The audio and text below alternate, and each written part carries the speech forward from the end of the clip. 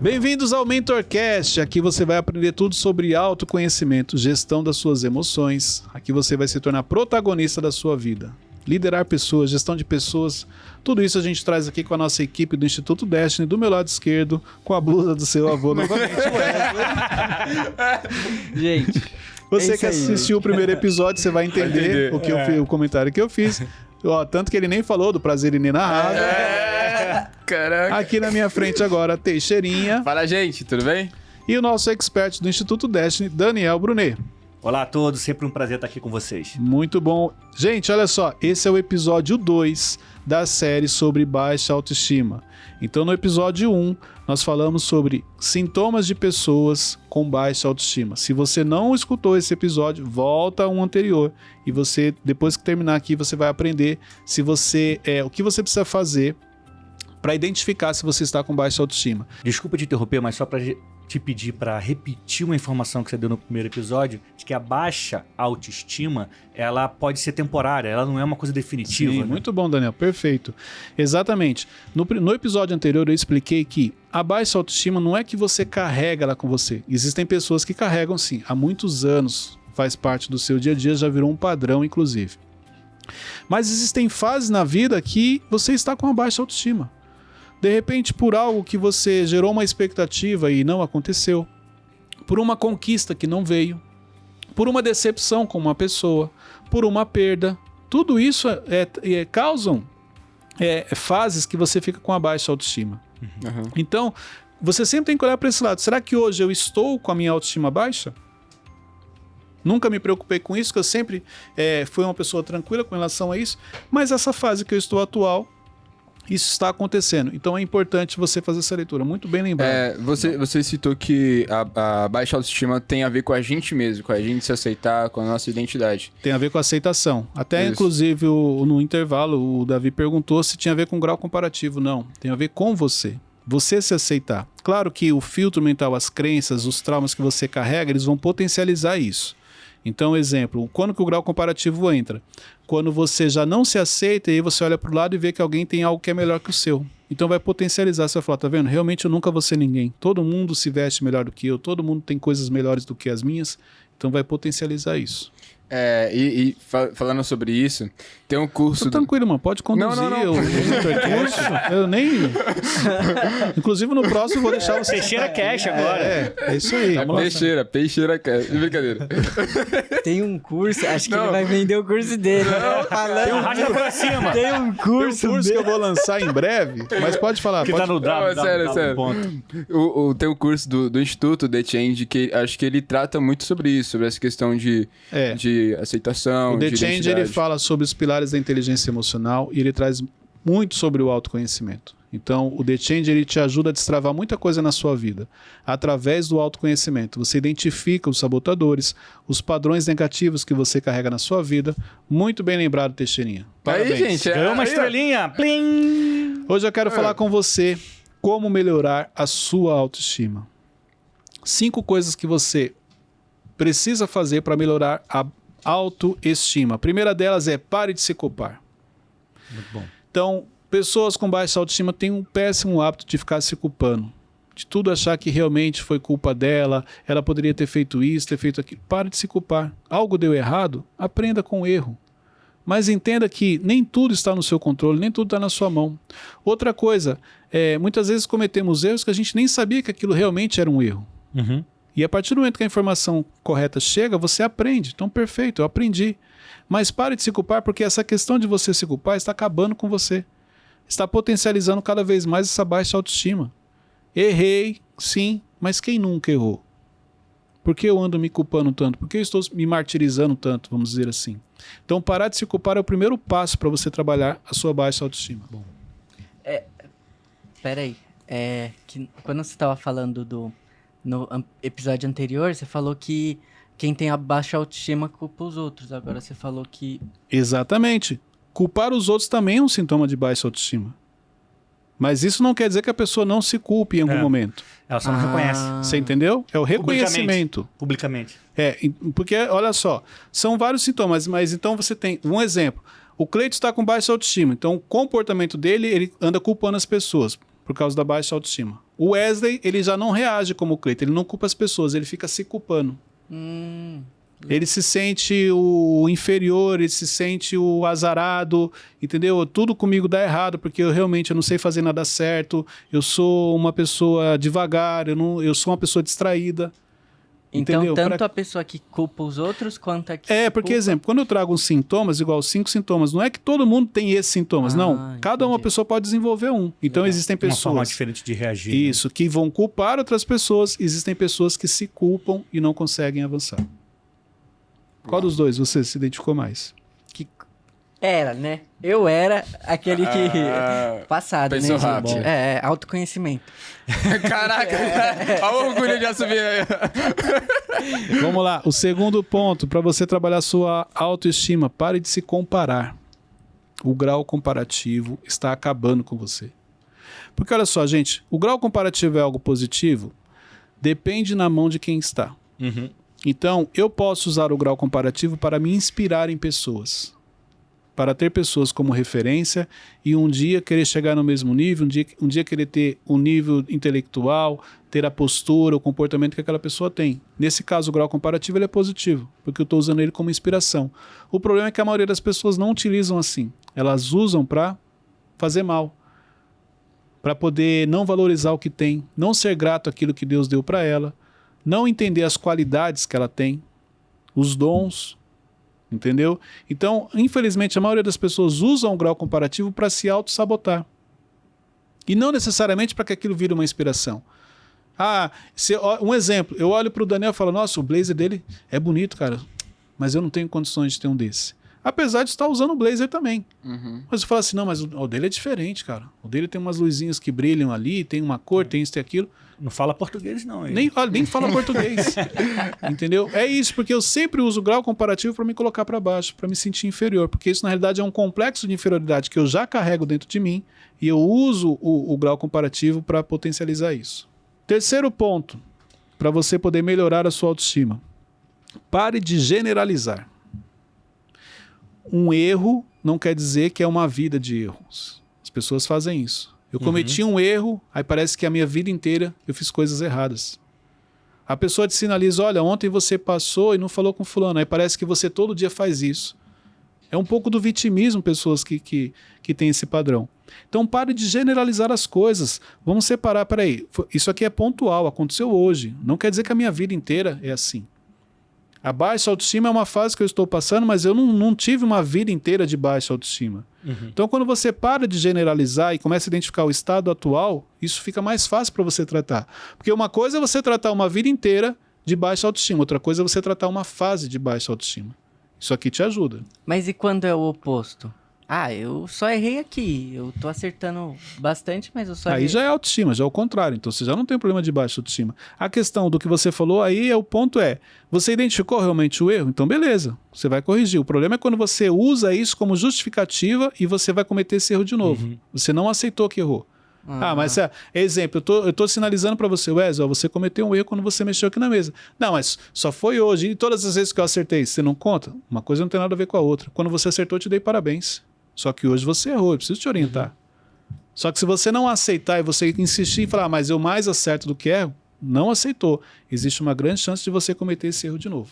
Quarto ponto, seja mais sincero com você.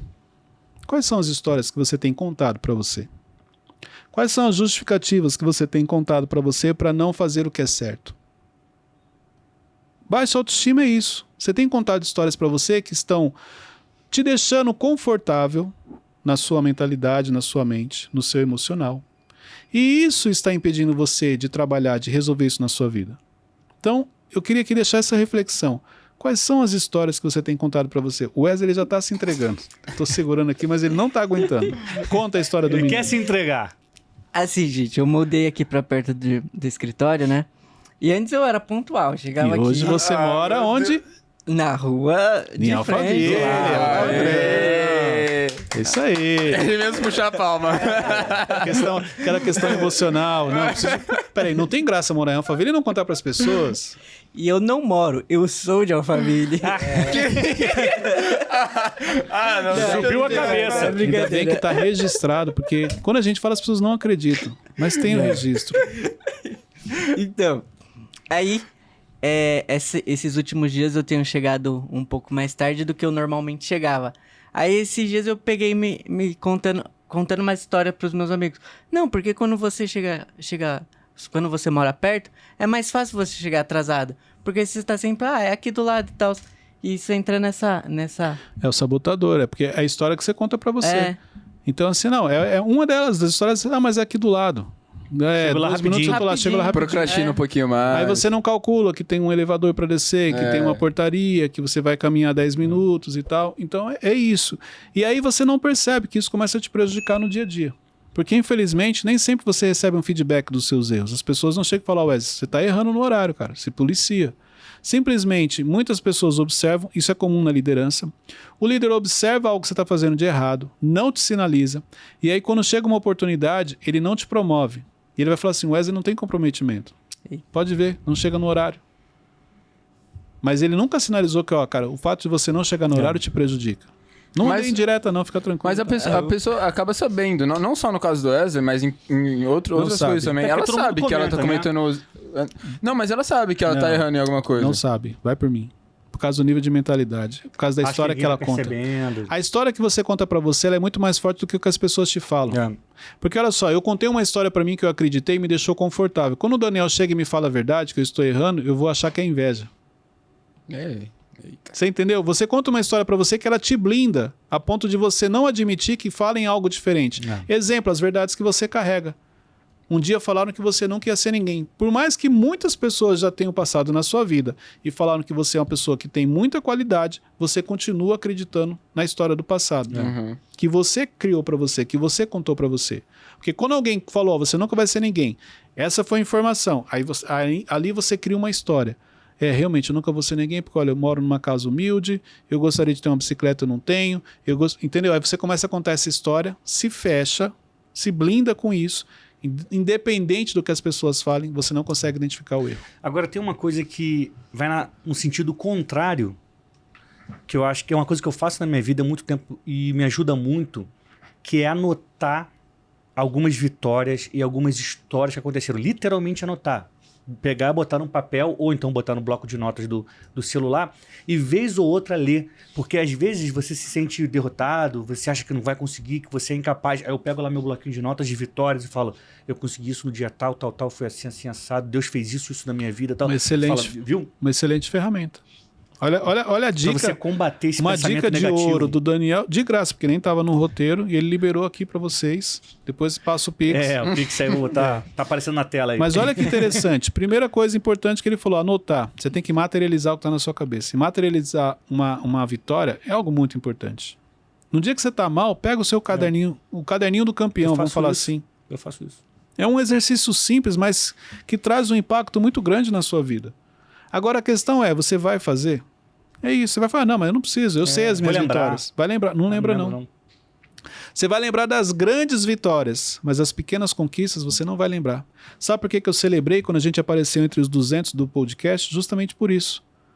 Porque eu sei o quanto estar ali é importante. Gente, a gente está falando nível Brasil. E quando a gente apareceu entre os 200, eu já estava celebrando. Porque isso aí me ajuda, primeiro, a entender que nós estamos no caminho, o que a gente está fazendo está ajudando as pessoas. Então, ok, chegamos aqui, agora a gente precisa aperfeiçoar, melhorar e tomar cuidado para não entrar na zona de conforto. Porque se você não... mas você está lá sua posição era 170, você estava comemorando. Exatamente, pequenas conquistas. Porque no dia que a gente chegar em primeiro, a gente vai comemorar também. Chegar não é difícil, o desafio é se manter. E para você se manter, uma série de coisas precisam ser feitas. Então, isso aí é muito importante, o que o Daniel falou. Você anotar suas conquistas, para no dia que você estiver triste, dá uma olhadinha no caderno do campeão. Coloca assim, caderno do campeão. Quem é o campeão? É você. Isso ajuda muito. Que conselho que você dá para uma pessoa, por exemplo, você e o Thiago, vocês acabam falando bastante disso, que é... Quando você não celebra as pequenas vitórias, quando chega num determinado nível, você acha que é uma obrigação, tudo isso. E como a gente consegue reverter isso? Você fala assim, qual é o momento que você deixa de comemorar? Porque acho que a pessoa tá tão acostumada a ver vitória, essas coisas, que ela acaba caindo no automático, realidade, sabe? isso aí muda, o Teixeirinho, quando você renova os seus objetivos. Então, exemplo, o primeiro objetivo, estar entre os 200 do podcast, em cima do que a gente está falando aqui. Estar entre os 200 do podcast, esse é o primeiro objetivo. E depois, quando você aparece, você vai, pô, quero estar entre os 100. Aí, quando você coloca como objetivo estar entre os 100, o fato de você estar entre os 200 já não tem um peso tão grande, porque, na realidade, o objetivo mudou, você renovou sua meta, você aumentou ela. Cheguei entre os 100, agora eu quero estar entre os 30 primeiros. Cheguei entre os 30, agora eu quero estar entre os 10. Você entendeu? A sua meta, você tem que estar sempre renovando ela, para você continuar crescendo. Por isso que chega um momento, não é que você não comemora mais. Você sabe da importância daquilo, mas como você estabeleceu um objetivo mais audacioso, um objetivo maior, por isso que você não comemora tanto como antes. Você comemora mais internamente. Poxa, ainda estou entre os 200, não esqueci isso. Mas nem por isso eu preciso me acomodar. Eu preciso continuar crescendo, continuar melhorando o conteúdo, continuar se reinventando para atingir mais pessoas. Eu não sei se isso vai poder entrar aqui, mas é uma dúvida minha. A gente bateu 3 milhões no Instagram do Thiago, né? E isso era um dos meus objetivos, era uma meta minha. Só que quando bateu, eu falei, eu tenho que celebrar isso, tenho que marcar isso de alguma coisa pra mim, né? Então, vou comprar uma coisa que eu queria. Só que chegou no momento, falei, 3 milhões, vamos um pouquinho mais. 3,5. Mas aí você só cometeu um erro de não ter comemorado. Porque você estabeleceu os 3 milhões como objetivo. Quando atingiu, você tem que comemorar. Para você mandar para o seu cérebro a seguinte mensagem: estamos no caminho. Estamos conquistando, estamos crescendo. Você fez o correto em renovar a meta, mas só esqueceu de comemorar. É como se você corresse uma corrida de Fórmula 1, exemplo, você chegou em primeiro e na hora de dar o troféu, não, espera aí, deixa eu ganhar mais uma, aí você me dá outro troféu. Foi isso que você fez. E também tem uma coisa no campo humano, cara, que é de criar uma memória boa, cara. Exatamente. A vida é muito corrida, a gente trabalha muito, a gente tá sempre correndo atrás de um monte de coisa pra... A gente tem que ter um momento pra rir, pra realizar e falar, caramba, a gente conseguiu, sabe? Eu acho que é muito importante. As memórias boas meta, vai lá são e comemora. fundamentais porque elas fortalecem os pilares da sua vida. E atrai felicidade, pô. Exatamente. Então você acertou em estabelecer a meta. Parabéns porque você atingiu, você só errou em não ter comemorado. Você acertou em renovar essa meta, mas você tem que comemorar os 3 milhões. Uhum. E, Cleiton, como que eu equilibro isso de comemorar pra não cair na ilusão de... Não, eu não devia estar comemorando isso, porque eu sou pago pra fazer isso. Não, são coisas diferentes. Acho que essa também é minha dúvida também. Isso, são coisas diferentes. Você foi contratado para quê? Foi contratado para exercer essa função. Está exercendo essa função? Então, realmente, você vai comemorar o quê? Se você está fazendo aquilo que você foi pago. Até porque Jesus nos ensina. Se te pedem algo e você faz, você é um servo inútil. Então, peraí, me pediram para trazer água, eu trouxe água. Não vou comemorar porque eu levei a água. Essa era a minha função. A comemoração ela vem em cima de uma conquista. Exemplo, eu fui contratado para trazer água, mas, cara, um dia eu quero estar servindo café, além da água. Então eu estabeleci um objetivo de crescimento. No dia que fala assim, serve o café também para ele, aí eu vou comemorar. Porque eu fui contratado para fazer uma coisa, e aí onde Jesus fala, se pedem para caminhar 1 milha, vá com ele 2. Você tem que fazer mais do que é pedido. As suas metas, elas sempre têm que estar estabelecido em cima de coisas que você vai fazer além do que aquilo que se espera. Porque é assim que você cresce. Se você colocar a meta de que, exemplo, chegar todo dia no horário, isso é meta? Não, isso é obrigação. Entendeu? Agora não, chegar todo dia no horário, realizar as minhas tarefas e ainda ajudar 2 colegas. Isso é uma meta. Você está fazendo mais do que é pedido. Esse é o tipo de meta que você estabelece para a sua vida e ela te leva para o crescimento. Mas, do Teixeirinha. Eu sabia que ele não tinha, mas vamos lá. Do Teixeirinha, por exemplo. Chegou em 3 milhões. Mas ele está sendo pago para gerenciar isso. Não é então, mas quando ele foi contratado, não estava no contrato dele, o seu meta. Objetivo é chegar a 3 milhões. Foi uma meta pessoal que ele estabeleceu. Então, para ele chegar aos 3 milhões, estando ali fazendo parte do time que cuida, é um objetivo. Entendeu? Ele alcançou aquilo. Agora, aí tem outro ponto. A partir da edição de vídeos que ele faz, do Reels que ele faz, aumenta o número de visualizações e aí você percebe, por isso que eu falo, você tem parâmetros. Em 1 ano a gente cresceu, exemplo, 500 mil seguidores. Depois que eu cheguei, eu percebi que em 3 meses já tinha crescido 500 mil. Depois que eu comecei a editar o vídeo. Então você percebe que você está fazendo parte daquele crescimento, você contribuiu, você está acelerando o processo. Você pode comemorar. Entendeu? Essa questão de comemorar, ela é individual, ela é pessoal. A meta que ele estabeleceu é dele. Só que é importante é o quê? Que você comemore. Porque você tem que olhar para sua história e ver o quanto você cresce, o quanto você avança. Ó, na minha mente é assim. No Mas, caso ó, da primeira Teixeirinha, coisa, a se eu- sua mente é de analítico. A mente dele é de extrovertido. Então, são duas visões diferentes. Eu vou deixar você falar Aham. e vou te explicar a diferença da visão de vocês dois. Ó, porque eu penso assim, se eu fizer um trabalho bem feito, vai chegar uma hora. E eu fui contratado pra isso. Porque a sua mente é de analítico. O analítico, como é que ele pensa? Tudo para o analítico é processo, começo, meio e fim. Então você estabelece, exemplo, se é você no lugar dele, jamais você comemoraria. Primeiro, isso nem era meta para você, porque você fala o seguinte, bom, o Thiago precisa crescer, em algum momento a gente vai chegar a 3 milhões, deixa eu aqui fazer um cálculo, bom, em 6 meses ele cresceu Faz uma tanto. estimativa. O analítico faz isso muito tranquilo. Olha, Thiago, em 18 meses você vai atingir 3 milhões. E atingiu. Você falou, não tem que comemorar, porque isso aí foi estabelecido, era o processo. A sua mente funciona assim. A mente dele não, é a mente do extrovertido. Então a mente dele é o seguinte, 3 milhões, chegar, ele já pensa no quê? Na comemoração. Exemplo, dificilmente você comemora. Ele já comemora com mais facilidade, por causa do temperamento. Entendeu? Então aqui tem a ver com o temperamento.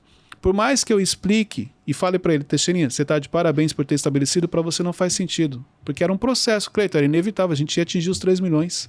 Por causa da razão. Você é muito razão. Lembra quando a gente chegou em 10º no Brunecast? 15º, primeiro foi... é o Thiago. Uma hora ia chegar. Exatamente. Porém, a comemoração é importante. Porque, exemplo, a chance de você entrar numa crise emocional é muito grande. Porque você... Se eu falar assim, Wesley, quais são as suas conquistas? Talvez você não me traga tantas. Porque existem coisas para você que não é conquista. É que nem você falou, Cleiton, isso aqui ia acontecer. Não. Isso aqui é uma conquista sua. E como é que o analítico se realiza? Muito difícil. Eu falo porque eu tenho muito do analítico e hoje, entendendo da inteligência emocional, eu trabalhei muito isso, mas para mim, antigamente, não tinha questão de realização. Vamos dizer assim, eu deixava transparecer uma realização mais por causa das pessoas, não tanto por mim. Porque por mim é o que o Wesley falou, cara, eu já sabia que isso aqui ia acontecer. Porque eu planejei isso. O processo era esse. As estatísticas já apontavam que isso aqui ia acontecer. Então é difícil o analítico realmente se realizar. Você quer uma outra dificuldade do analítico? A fé. O analítico caminhar pela fé é um grande desafio. Porque a fé é a certeza daquilo que não se vê. E não existe isso para o analítico. O analítico é processo, começo, meio e fim. Então, muitas vezes, quando Deus pede algo para um analítico, para ele é um grande desafio colocar em prática. Porque tudo para o analítico é um processo. E as coisas de Deus não é um processo. É um processo dele, mas que nem sempre tem lógica. Sim. Você entendeu? Então, ele não consegue explicar, muitas vezes, o processo de Deus. Interessante. Entendi. Muito bom. Obrigado, Cleiton. Mais alguma pergunta? Não, era... Podemos seguir? Podemos. Quinto ponto para você trabalhar sua baixa autoestima. Celebre as suas conquistas. Tá vendo que é bom pegar de surpresa? Não saber o texto? Celebre as suas conquistas. Isso vai ajudar a você trabalhar a sua autoestima. Isso vai ajudar você a identificar as suas realizações e entender que você está no caminho certo. Então, se você é uma pessoa que não celebra as suas conquistas, você tem uma grande chance de, em algum momento da sua vida, ter uma baixa autoestima. Eu tava pensando nisso porque o analítico, né, às vezes eu penso, vou celebrar. Mas eu vou gastar dinheiro com isso? Não foi bem uma... Eu não tinha o hábito de celebrar. Sabe quando mudou? Você perguntou sobre o analítico. Depois que eu desenvolvi a inteligência emocional, que eu passei a andar com o Thiago, e o Thiago ensina muito sobre celebrar. E aí, no primeiro curso que eu fiz com o Thiago, ele explicou a importância do celebration. E eu lembro que naquele curso, no segundo dia, quando eu cheguei, eu pedi uma pizza. Sentou eu, a Luciana, meus 2 filhos, o Vinícius e o Arthur. E eu falei, a gente vai comemorar o curso que eu fiz.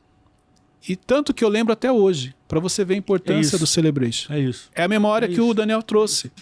Então, isso para mim é muito forte, porque naquele momento, então, o curso passou a ter um peso maior na minha vida. Porque eu celebrei, tanto que hoje a gente celebra várias conquistas. E trouxe isso para os meus filhos, a ponto deles me... Pai, que dia que a gente vai comemorar tal coisa? É isso aí, filho, vamos celebrar. Eu também sou analítico e eu também tenho as mesmas dificuldades que o Wesley, que o Cleiton está falando. Só que eu entendi em determinado momento que eu sinto a derrota.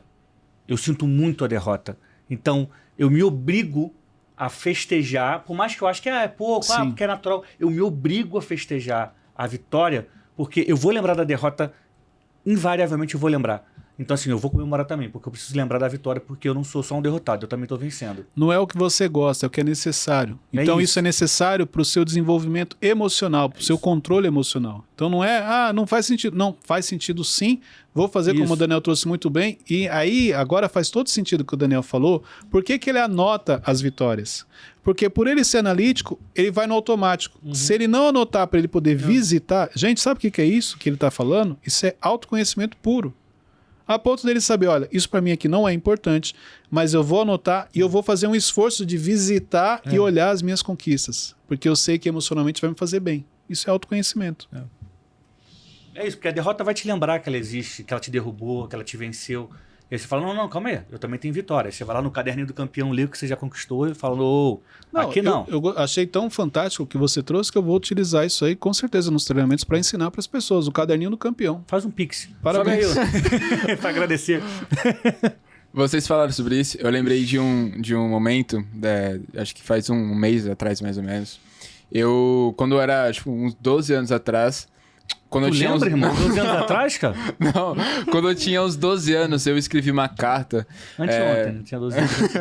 Eu escrevi uma carta, assim, pra Deus, falando de coisas que eu queria ter Maneiro. no futuro, né? Aí, acho que foi um mês atrás, mais ou menos, eu encontrei essa cartinha. Uau. E eu vi, cara. Que eu maneiro. vi, tipo assim, não só o nível das coisas que eu pedia. Tipo, a minha maturidade, e eu vi o quanto eu cresci, quanto que eu evoluí no Que futuro. maneiro, Entendeu? que maneiro. Aí, tanto até que eu escrevi uma outra cartinha, só que eu nem sabia que isso fazia parte do Que maneiro, Muito cara. bom. do autoconhecimento. Já aconteceu comigo, mas no lado inverso. Quando eu tava muito triste, eu escrevi. Pra desabafar. Mas isso é o que Ó, uma coisa importante que a gente está ensinando aqui é a escrita. Uhum. O que é a escrita? É você materializar o que está na sua mente. Você não consegue materializar, exemplo, uma mentira. Você falar assim, eu tô triste hoje porque o Daniel brigou comigo. Tá bom, escreve aí. Aí você vai começar lá. Eu estou triste porque o Daniel... Não brigou, ele me olhou feio. Você não consegue escrever o que não é. Você não consegue materializar. Igual você trouxe a questão, quando eu estava triste eu escrevi. Você materializou o seu sentimento. Você colocou para fora. Eu lembro que há muitos anos atrás eu estava bem chateado com meu pai. Por algumas questões que tinham acontecido e eu fui acumulando aquilo dentro de mim e aquilo foi me fazendo mal. E foi na época que eu tinha uma necessidade de aceitação muito grande do meu pai, então aquilo estava acabando comigo. Eu lembro que um dia eu cheguei assim na sala, eu sentei e eu escrevi 2 cartas frente e verso. Só que eu escrevi chorando, colocando para fora realmente todo o sentimento, mais ou menos o que você falou. E quando eu terminei, eu apesar de ter chorado muito, mas eu estava me sentindo melhor. E aí eu parei, eu lembro que eu peguei a carta, dobrei, eu falei, eu vou entregar para ele, porque essa era a intenção. E eu olhei para a carta e falei, não, isso aqui vai trazer talvez um impacto emocional, vai ferir ele. Eu nem tinha noção de inteligência emocional, mas ali eu já sabia que aquela carta não ia fazer bem para ele. Eu rasguei e joguei fora. Ele até hoje não sabe, pode ser que ele descubra porque eu compartilho isso em curso. Mas até hoje ele não sabe qual era o sentimento que eu tinha, o que tinha escrito ali. Entendeu? Porque só o fato de eu escrever, colocar para fora, automaticamente eu tirei também muita coisa que estava aqui dentro que estava me fazendo mal. Eu acho que muitos de nós somos usinas de ideias. E essas ideias, elas têm palavras que as materializam, né? Os sentimentos também, a gente tem palavras para materializar esses sentimentos. Eu falo que quando a gente tem uma ideia e ela fica na cabeça, ela se torna um peso. Você precisa tirar. E um sentimento, quando está dentro da gente, que é o caso que você falou, ele também Precisa se ser torna tirado. um peso. Então, quando você escreve, você escreve para se libertar das palavras. Para tirá-la de dentro de você e falar, cara, eu preciso de alívio. E você escreve e tira isso de dentro de você. Eu acho que é um mecanismo maravilhoso de alívio. Muito bom. Algo que acontece bastante comigo é tipo, eu pego um Uber, aí o cara foi ignorante, foi o carro sujo, aí eu abro o aplicativo, não, vou colocar lá uma estrela, aí eu abro lá, não, quer saber, às vezes o cara tá tendo um mau dia, e... aí deixa quieto. Isso aí você tem que avaliar, porque olha só, será que ele está tendo um mau dia? Não tô falando que você tá errado, não, tá? Porque aí mostra o coração generoso e o quanto você não guarda mágoa, você já rapidamente se ressignificou aquilo ali. Mas trazendo para uma outra linha, importante às vezes, nesse caso do Uber eu concordo com você, mas existem pessoas que a gente convive, que a gente tem a oportunidade de falar a verdade e a gente não faz. Não vou falar pro Teixeirinha que o que ele fez foi ruim. Só que ele vem fazendo isso todo dia. E talvez se você tivesse dado uma estrelinha pro Teixeirinha, Ele já tinha uma média baixa, ele ia entender que ele precisa melhorar. Porque às vezes na cabeça do Teixeirinha ele criou que ele é 5 estrelas. Trazendo essa analogia. Que ele é 5 estrelas. E ele não é, ele é 2 estrelas. O problema é que as pessoas nunca falaram pra ele a verdade, que ele é 5 estrelas. Deixaram ele viver no mundo. Sabe por que eu tô te falando isso? Eu vivi num mundo de 5 estrelas por muito tempo. E quando a inteligência emocional veio, que eu falei, cara, eu não sou 5 estrelas e meio, eu tava com 2 estrelas e meia. E quase caindo para 2. O impacto foi muito grande. Porque eu criei um mundo que só existia na minha cabeça. Ó, eu vou lembrar outro episódio. Lembra aquele episódio que eu falei do líder? Ah, se eu chegar e elogiar ele, ele sempre vai achar que ele é 5 estrelas, lembra? E por que eu não posso chegar nele, ó? Porque se o líder não tiver maturidade de entender, você vai arrumar um problema para você. Punir. Ele vai Não, Não, ele vai olhar para você e falar, irmão, quem é você para falar de liderança? Você tá quase sendo mandado embora.